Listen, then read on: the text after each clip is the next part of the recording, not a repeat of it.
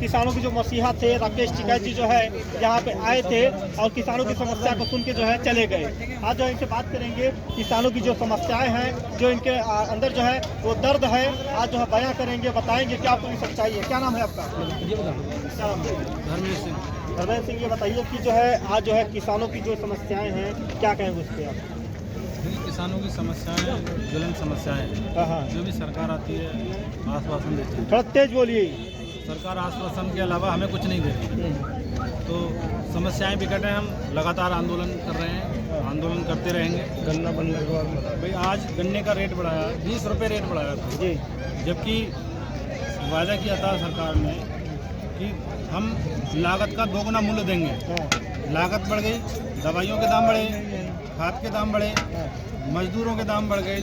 जो एग्रीकल्चर मजदूर है, जो कृषि में मजदूरी करता है, उसका दाम बढ़ गया।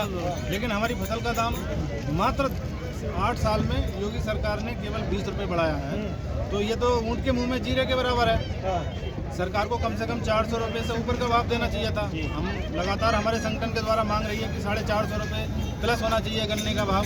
जिसमें गन्ने की फसल बिक रही है, ये भाव तुम्हारी गेहूं की बात कर रहे हैं। जब गेहूं का सीजन आता है तो ये धान की बात करते हैं। ये पता नहीं सरकार क्या करती है। भाई इस समय हमें ज़रूरत है किस चीज़ की, उस चीज़ की बात होनी चाहिए।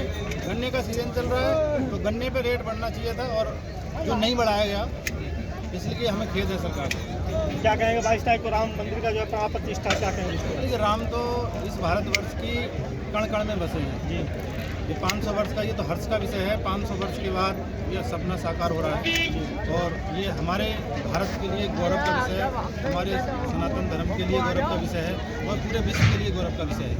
हाँ, इसके लिए तो बधाई की बात है। क्या कहेंगे भाई साहब, क्या नाम है? जी, मेरा विजेंद्र सिंह यादव नाम है। क्या कहेंगे आज जो है किसानों की जो समस्याएं हैं, आज वो जो है सुलझने का नाम नहीं ले रही, क्या कहेंगे आप? किसानों की समस्याएं तो बहुत ज़्यादा हैं। जैसे एक समस्या तो सबसे ज़्यादा छुट्टा पशुओं की है। किसानों को रात में खेतों में झोंपड़ी डाल डाल के पशुओं को रखाना पड़ता है, और फिर भी वो फसल चढ़ जाते हैं। किसान पशुओं से तो बहुत ज़्यादा, छुट्टा पशुओं से बहुत ज़्यादा दुखी है। और जहाँ सरकार की बात रही तो सरकार तो वादा करने के बाद भी वादा खिलाफी कर दी। अब गन्ना मूल्य की बात अभी हमारे अध्यक्ष जी ने कही, तो गन्ना मूल्य का 20 रुपये बढ़ाया है, जो कि कम से कम 50 रुपये तो बढ़ना ही चाहिए था।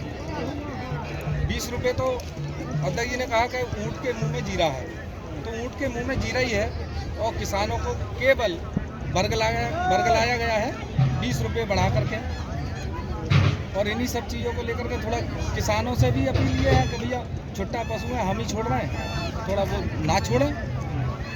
गायों को अपना दूध दुएं उनका, और ऐसा करते हैं कि दूध दूने के बाद छोड़ देते हैं, तो वही जंगल में जाकर के वो फसलें चढ़ती हैं। तो वो थोड़ा अच्छा, एक चीज़ यहाँ पे और पूछना चाहेंगे आपसे। अभी एक मामला आपने सुना ही होगा कि गृह मंत्रालय से जो आदेश पारित होता है ट्रक ड्राइवरों के लिए, आज जो है कोई ट्रैक्टर चला रहा है, कोई 4 व्हीलर चला रहा है, कोई बाइक चला रहा है, अगर कोई एक्सीडेंट करता है तो उस मामले पे जो है 7 लाख का जुर्माना और 10 साल की जेल। क्या कहेंगे इस पे? देखिए, 7 लाख का जो जुर्माना है वो कहाँ जाएगा? गवर्नमेंट को जाएगा। तो ये नहीं होना चाहिए था, जेल होनी चाहिए, क्योंकि ड्राइवर थोड़ा भयभीत होकर के सही रास्ते से गुजरेगा और सही अपनी ड्राइविंग करेगा। लेकिन जुर्माने की बात जो है तो वो गवर्नमेंट ने तो अपने फायदे के लिए 7 लाख का जुर्माना करा, ये नहीं होना चाहिए। 7 लाख के जुर्माने की बात की ज़्यादा है। आइए नेताजी बताएंगे। नेताजी देखिए आ गए हैं, एकदम कहते हैं बड़ी मूछ वाले, आज बताएंगे क्या है किसानों की समस्या, क्या कहेंगे? किसानों की बहुत बड़ी समस्या है। किसानों को सरकार ने इतना शोषण किया है कि गाय इतनी आवारा पशु